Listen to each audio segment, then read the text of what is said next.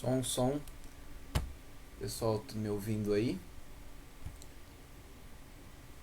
Pra galera chegar, pra gente começar, né? Se tiver algum problema com o som, alguma coisa, vai me dando um toque, tá bom? Acho que eu não vou colocar o fone não.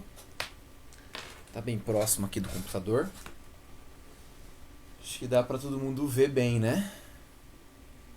Esperar a galera chegar aí só. Esperar dar o horário, né? 7h55. A galera vai chegando.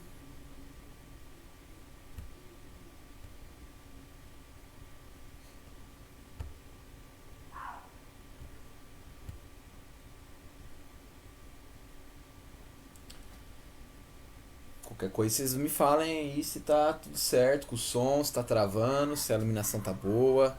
Bom, eu vou usar os slides hoje, tá? Porque fica mais fácil da gente mostrar algumas imagens, discutir algumas coisas, certo?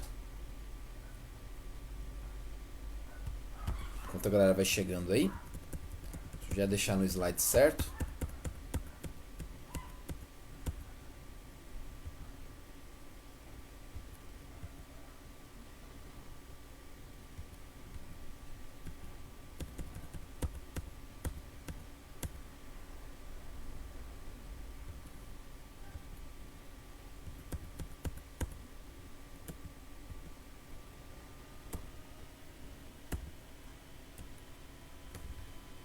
Bom, tá no jeito já aqui.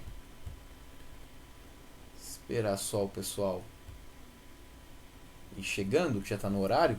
Aí a gente já começa, pode ser? Bom, só lembrando, na aula anterior a gente falou sobre começamos a falar sobre as funções nitrogenadas, né? Então a gente tinha falado bastante das aminas, certo? Falamos um pouquinho sobre a nicotina, né? De algumas drogas como a cocaína, por exemplo, enfim, né? Só para tentar colocar essas substâncias, fazer ela mostrar ela no nosso dia a dia, né? Onde que ela aparece, para ficar até mais fácil de a gente conseguir entender tudo isso daí, tá? Eu vou deixar um recado aqui.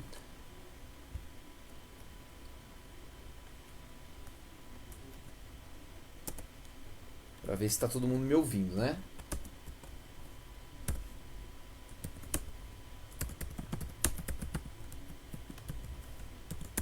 Porque vai que vocês não estão me ouvindo aí. O Leandro já tá aqui online aqui, ele está escrevendo alguma coisa. Bom, vou começar então, galera. Já deu horário, passou aí 2 minutinhos, tá? Então eu vou começar aí a falar das aminas. Se tiver algum problema em relação ao som ou à imagem, né, vocês me falam aí. Mas eu tô com a TV do meu lado aqui, e aí eu consigo dar uma olhada, ver se algum problema aparece. Se vocês comentarem alguma coisa também, eu consigo dar uma olhada ali de vez em quando, beleza? Vamos lá. Olha só. As aminas, né, eram substâncias derivadas da amônia, o NH3, e as amidas também são. A diferença é que ligado, né, então vamos pensar lá no NH3, você troca um hidrogênio, você tira um hidrogênio e coloca um grupo acila. Quem que é o grupo acila? Esse C dupla O aqui, ó, tá vendo? Né, que é uma carbonila. Né? Enfim, esse grupo se torna um grupo acila. Melhor, tá? Então você tira um hidrogênio e coloca esse C dupla O, tá? Esse grupo aqui, esse C dupla O ligado ao nitrogênio, é o grupo amina, tá? Que é o que a gente chama também de acila.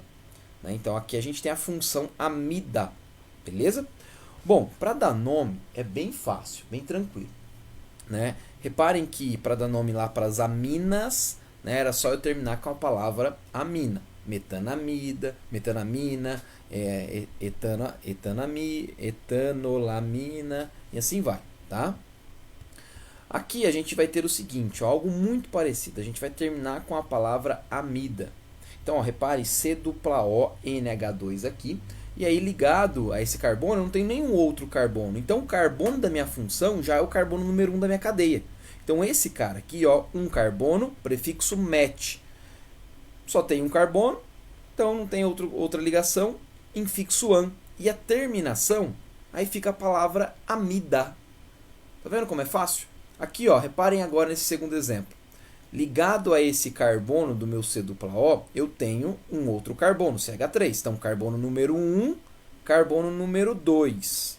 Então, eu tenho dois carbonos, MET e ET, ligação simples entre eles, AN, terminação amida de todo esse grupo aqui. Tudo bem? Então, temos a etanamida. Reparem que junta tudo, né? Aqui, ó, MET, ET, prop, 3 carbonos, propanamida. E assim a gente vai seguindo, tudo bem? Então, em relação à nomenclatura, não é muito difícil, né? É bem fácil de identificar. Quando aparecem esses compostos nitrogenados, né, geralmente é para identificação mesmo da função, tá? É bem tranquilo. Passando aí. Opa, parece que travou. Aí foi. Alguns exemplos aí de amidas no nosso dia a dia, né? Confunde um pouquinho, a palavra amina e amida é muito próxima, né? Então muito parecida. Mas aqui a gente tem no primeiro exemplo o nylon. O nylon é um composto polimérico, tá? Mas ele é formado por uma reação entre um ácido adípico, tá? Reparem que é um ácido carboxílico nas extremidades, ó, C-O-OH, e vai reagir com hexametileno-diamina, tá? Reparem que a gente tem aqui, ó, NH2, não tem nenhum C-OH aqui, né? Você tem uma amina. Então você está reagindo um ácido carboxílico, um diácido carboxílico, na verdade, com uma diamina. Na reação, você vai formar esse composto que está embaixo aqui, tá? Que é uma poliamida. Poliamida 6,6 ou um nylon 6,6. Por que 6,6? Porque o primeiro composto aqui, o ácido adípico, contém 6 carbonos, 1, 2, 3, 4, 5, 6. E o segundo composto, hexametileno, também tem 6. 1, 2, 3, 4, 5 e 6. Tá? Então, o que a gente vai ter aqui? Ó? Esse produto, claro que eu continuo a cadeia para a esquerda e continuo a cadeia para a direita, que é um composto polimérico, ele é bem grande, né? Mas a junção desses dois compostos formam uma amida. Por isso aí as poliamidas, tá? Uma classe de polímeros, tá bom? Aqui no caso a gente tem um nylon como exemplo. Logo abaixo a gente tem então também a piperina, que na piperina a gente encontra, ó, C-O ligado ao nitrogênio. Claro, quem vai estar ligado a esse nitrogênio? Pode ser hidrogênios? Pode. Pode ser cadeia carbônica? Pode também, né? Mas isso daqui, ó, o C-O ligado ao nitrogênio é a sua função amida. Então toma cuidado para não confundir com a amina, tá bom? Porque às vezes aparece aí, né, num composto aparece uma amina, uma amida e de repente, né, você confunde isso aí e erra por bobeirinha, tá bom? Reparem que não tem só essa função na estrutura da piperina, né? A gente quer da pimenta do reino. A gente também tem aqui, ó, olha o oxigênio entre carbonos, ó, olha o oxigênio entre carbonos aqui de novo. É a função éter, né? Passando aí, outro composto, esse é bem famoso, todo mundo acho que conhece, né? É a ureia. É uma diamida. Reparem que eu tenho C-O ligado ao nitrogênio do lado esquerdo, C-O ligado ao nitrogênio do lado direito. Então a gente tem uma diamida, tá bom? Aqui embaixo está a reação de produção industrial, tá? Onde a gente parte do CO2 mais NH3, certas condições de pressão e temperatura, a gente forma então, né, a ureia, a diamina e água. Né? A gente sabe que a ureia aí é um dos constituintes, né, no caso do adubo, né? A gente utiliza isso aí na plantação para ter o nitrogênio biodisponível para a planta conseguir crescer e tudo mais. Né? É utilizado também como explosivos, tá? Como outras coisas, como medicamento, enfim, várias coisinhas ali é utilizada a ureia. E a gente sabe também, né, que a ureia é proveniente do metabolismo dos animais. Então a gente acaba eliminando ela pela urina, né? Até, não sei se vocês vão lembrar da primeira aula que eu falei um pouquinho, né? Um cara chamado Voller, ele vai lá e consegue produzir esse composto, a ureia, em laboratório, né? E aí aquela ideia do vitalismo, tá, de Berzelius cai por terra, e aí os caras começam a fazer mais pesquisas, sintetizar compostos considerados orgânicos, né, em laboratório. E aí o número de compostos orgânicos aumenta muito. Bom, continuando aí, né, aqui a gente tem um acidente que ocorreu, tá? Aqui eu tenho a data, ó, 1984, 3 de dezembro de 1984, né? O que é isso, tá? Na cidade de Bhopal, na Índia, a gente tinha uma fábrica, né, de um inseticida Sevin, que é esse cara aqui, ó, do produto, tá bom? Para formar ele, é uma reação que a gente parte do isocianato de metila, né, com um naftol. Então produz esse composto. Reparem que aqui, ó, o C-O ligado ao nitrogênio, você tem a amida, né? Você produz a amida aqui, ó, certo? Interessante também que você parte aqui de um outro composto, né? Depois a gente vai falar mais à frente, né?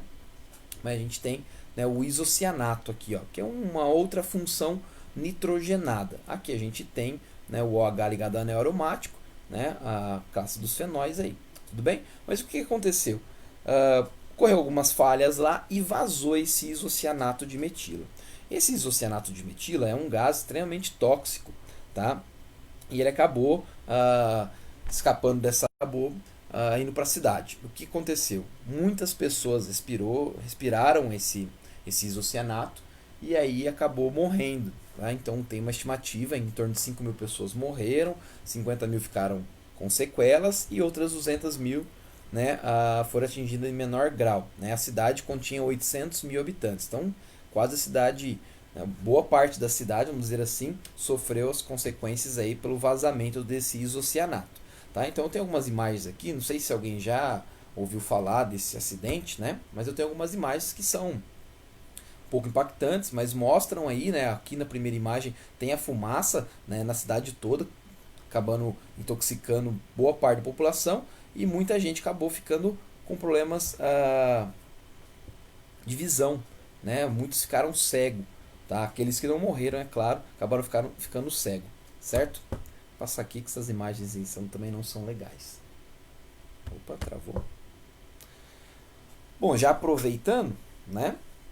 Uma outra função que contém o nitrogênio é as nitrilas, tá? Nitrilas também conhecido como cianetos, né? O que a gente vai ter? O grupo agora é esse grupo C-tripla-N aqui, ó, tá vendo?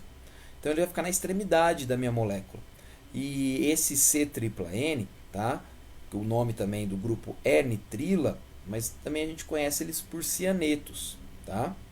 Então esse cara aqui, ó, agora para dar nome para esses caras, claro, tem várias formas, né?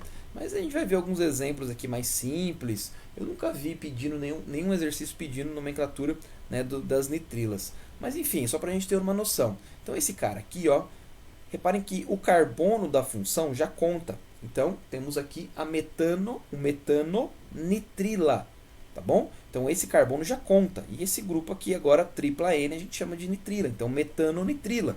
Olha o da direita. 2 carbonos, met, etanonitrila, tá bom? Agora, o outro nome que a gente tem é chamar esse grupo C-tripla-N de cianeto. Então, cianeto de alguma coisa.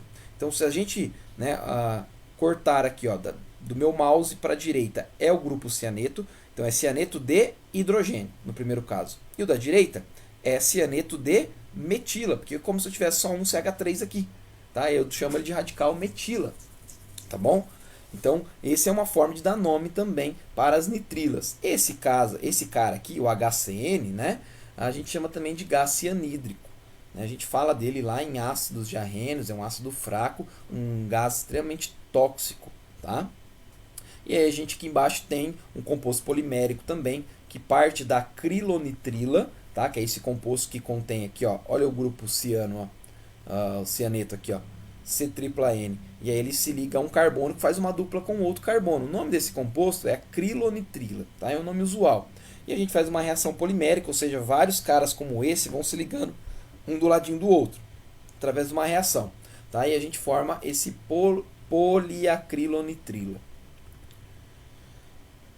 Outro composto que eu tenho, muito parecido com a nitrila, na verdade até um caso mais instável da nitrila, é essa isonitrila. Né?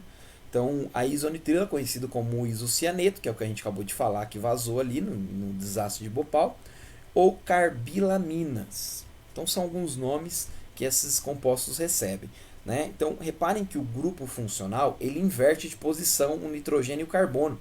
Agora, o nitrogênio, né, a gente sabe que ele faz 3 ligações. Então, uma ligação com o carbono da esquerda e uma dupla com o carbono da direita.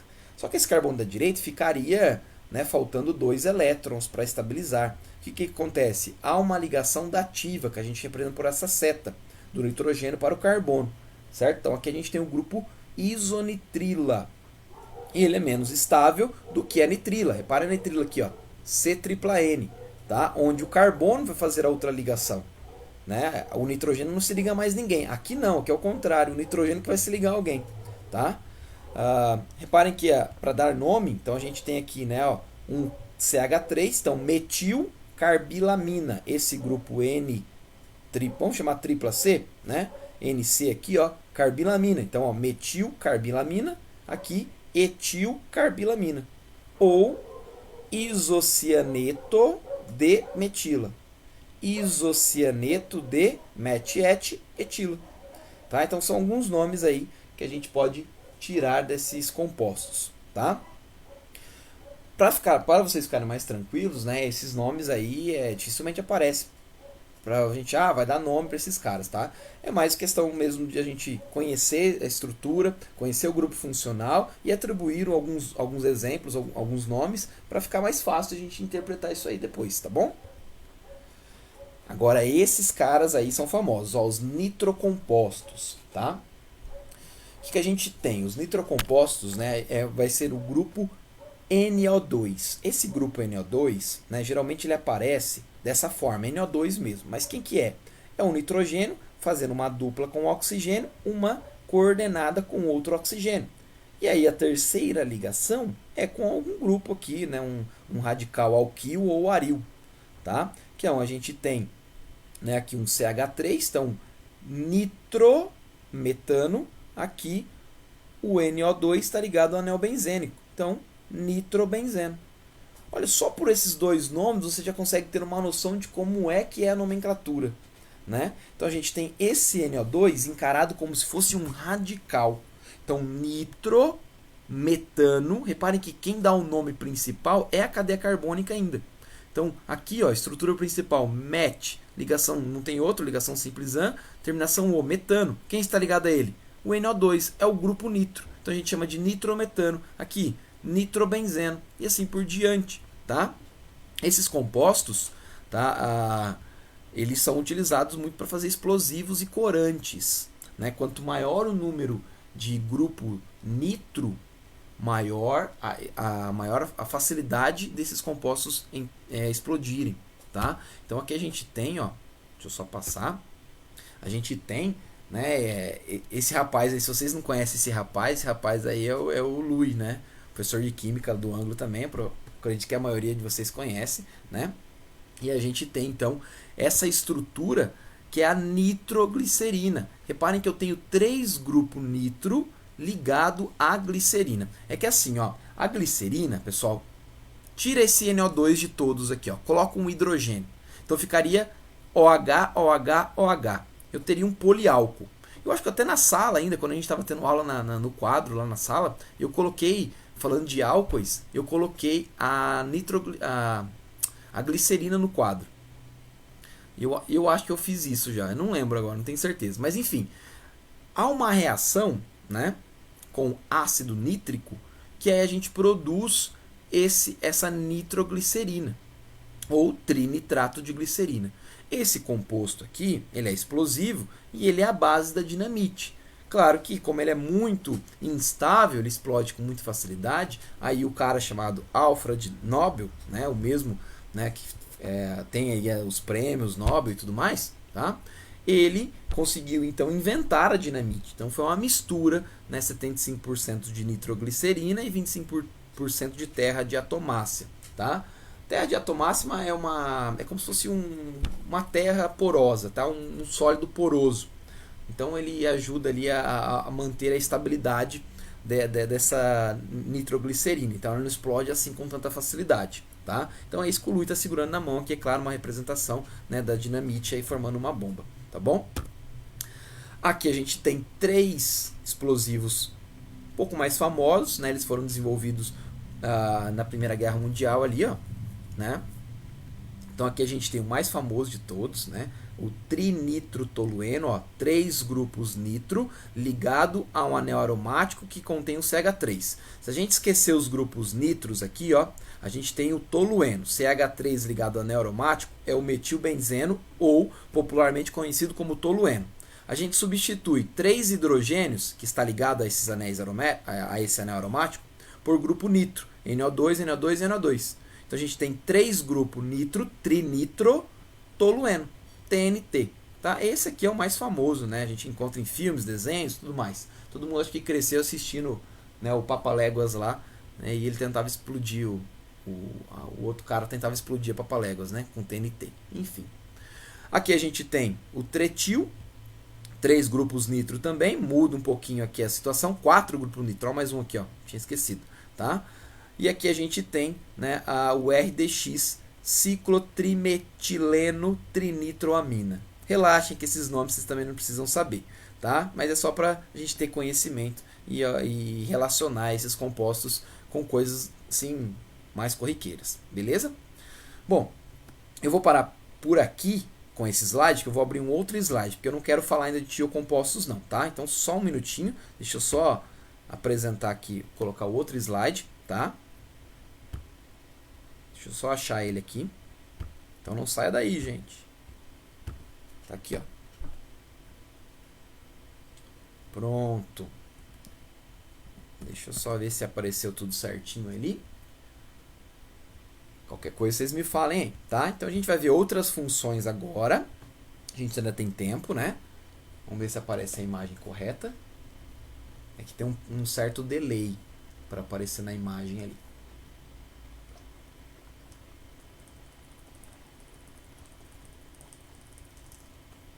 Apareceu. Beleza, galera. Qualquer coisa vocês perguntem aí, tá?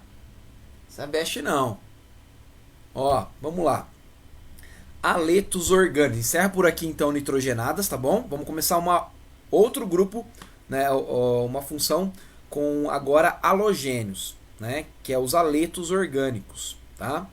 Então, os halogênios é o grupo da família 17, do grupo 17 ou da família 7A na tabela. Sabe ali? Flúor, cloro, bromo, iodo. Então agora a gente vai ter esses caras ligados a uma estrutura carbônica. Então a gente troca um hidrogênio por um desses caras. Um flúor, um cloro, um bromo ou um iodo. Como vocês podem ver aqui na imagem. Então, ó, reparem aqui, também tem esses nomes esquisitos, né? Aletos de alcoíla ou alquila, enfim, tá? Que é aí quando o halogênio está ligado a um carbono saturado ou uma cadeia aberta, tá? Então reparem aqui, ó, CH3, CH2, cloro. A gente tem então, né, um cloro ligado no lugar de um hidrogênio. Então, a gente tem um cloro, etano, cloretano.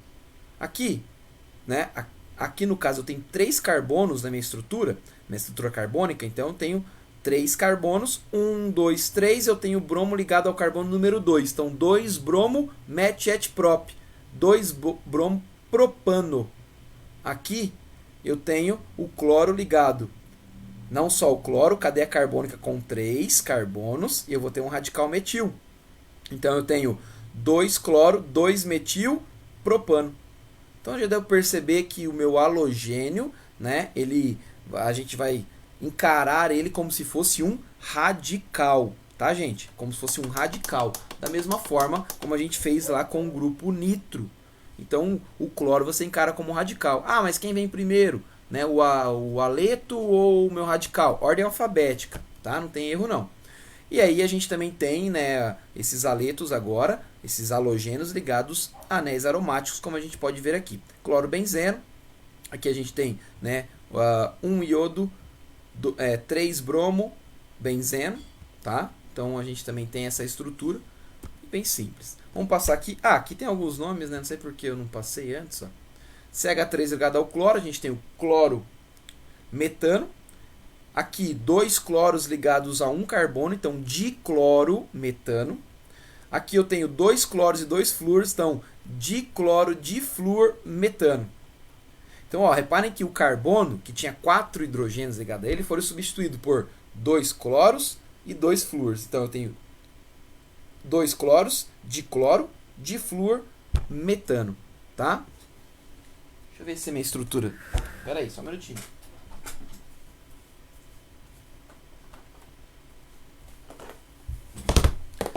Vou mostrar aqui pra vocês, ó. Tem a minha caixinha aqui.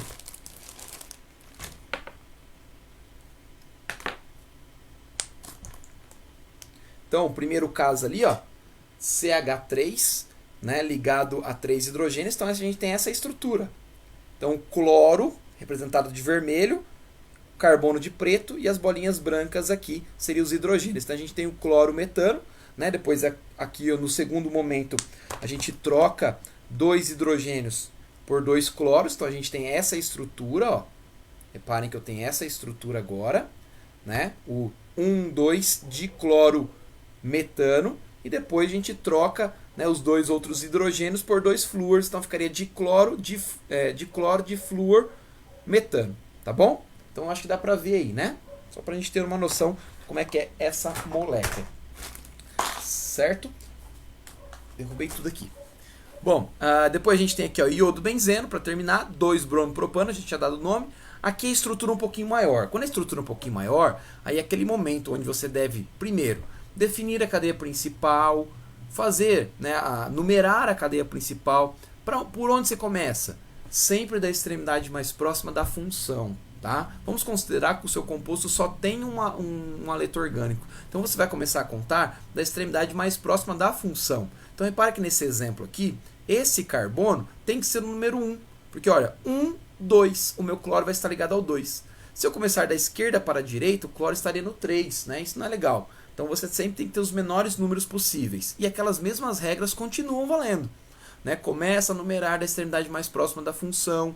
Né? Se você tiver em saturação, ela tem que fazer parte da sua cadeia principal. Então toma bastante cuidado com isso. Tá bom?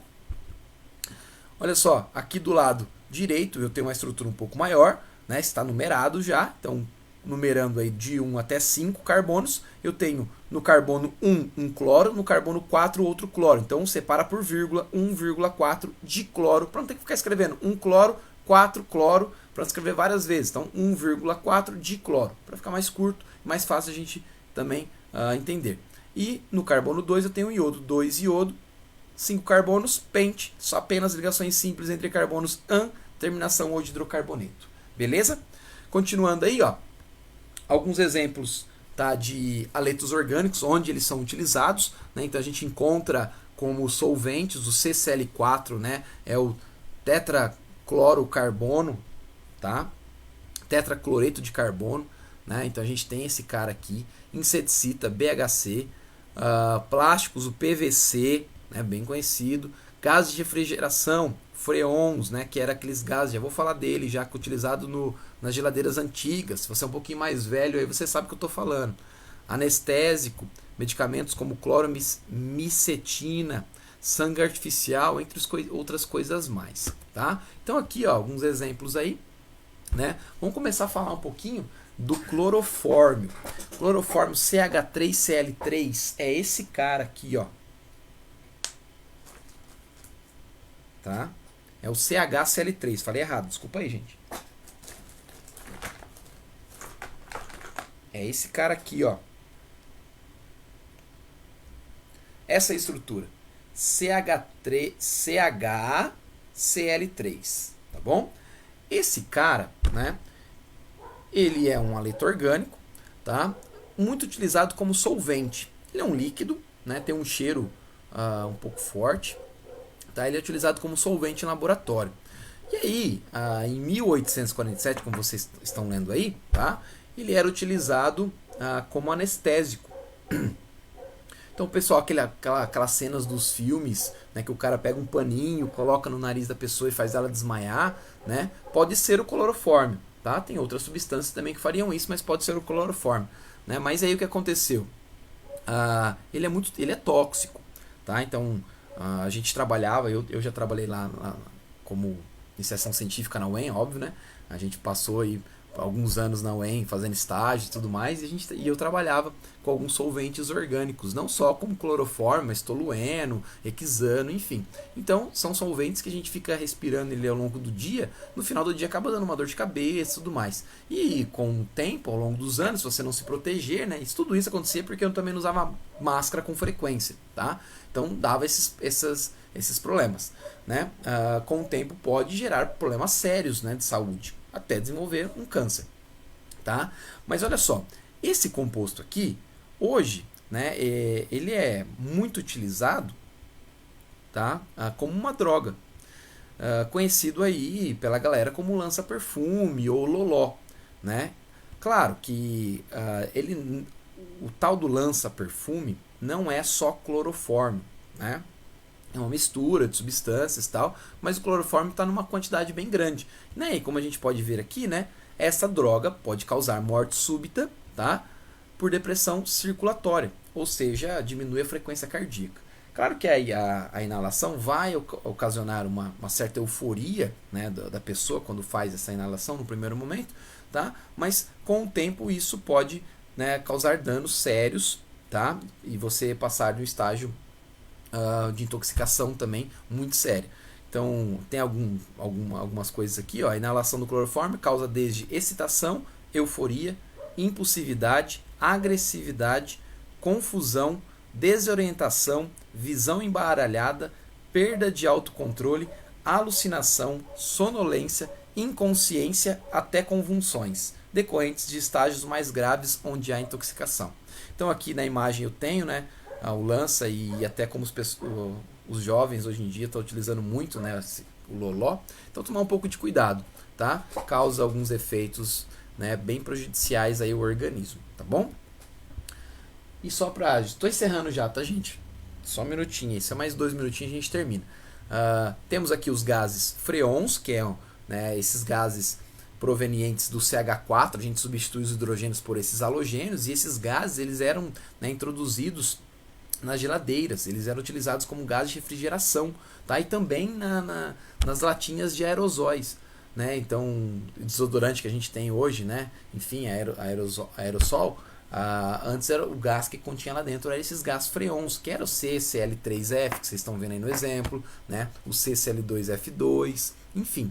E aí, né, muitas pesquisas provaram que esses gases, né, acabavam atacando a camada de ozônio e tal, enfim. Falar camada também é complicado, né? Mas atacava o gás ozônio que tem na atmosfera, que tem uma função de proteger, diminuir os raios ultravioletas de chegarem até a superfície terrestre, tá? Então, por esse motivo, né, foi banido esses gases. Hoje a gente utiliza outros gases nas geladeiras e nos aerossóis, certo? O inseticida DDT, né, bem famoso esse, tá? Ele foi muito utilizado aí para combater algumas pragas, né? No caso o surto de tifo, tá? E ele foi muito utilizado para isso. Só lembrando, né? Tifo é uma doença bacteriana que a gente pode dividir ela em duas classes, aí, endêmica e epidêmica, né? Então acontece quando uma bactéria acaba entrando em contato com alguns humanos, né? E ela acaba como que ela vai entrar em contato? Por pulgas, piolhos, carrapatos e assim por diante, tá? E aí, agora que chegou as mensagens aqui, gente, que eu tô olhando, tá? Então aí a pessoa acaba pegando aí essa bactéria e causa alguns problemas. Bom, enfim, né? Percebeu-se que esse DDT, ele acaba contaminando a pessoa, acaba se acumulando no tecido gorduroso e vai aí, né, acabar prejudicando, né, o fígado. Então foi banido também esse inseticida do mercado, tá?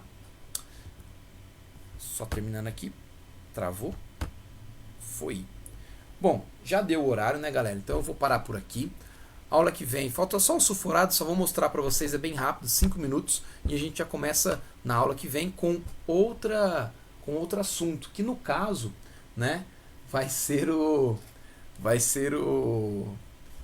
propriedades dos compostos orgânicos, propriedades físicas dos compostos orgânicos, tá bom? Que é algo mais interessante, a gente agora vai pegar todas essas funções, né? Inclusive a gente vai fazer alguns exercícios na aula que vem também, eu termino isso aqui que é 5 minutinhos, ó, é só alguns slides, já acaba, e aí tem alguns exercícios pra gente fazer, tá? E aí eu faço junto com vocês e a gente já começa com propriedades físicos compostos orgânicos. Que aí fazendo uma análise agora dessas moléculas orgânicas em relação às suas interações. Tá? Isso vai ser muito importante para a gente conseguir comparar substâncias e ver quem tem temperatura de ebulição maior, menor, enfim. Tá? Porque a gasolina, porque o álcool solubiliza na água e solubiliza na gasolina, sendo que a água não solubiliza na gasolina ou vice-versa. Enfim, esses tipos de situações a gente vai conversar bastante na aula que vem.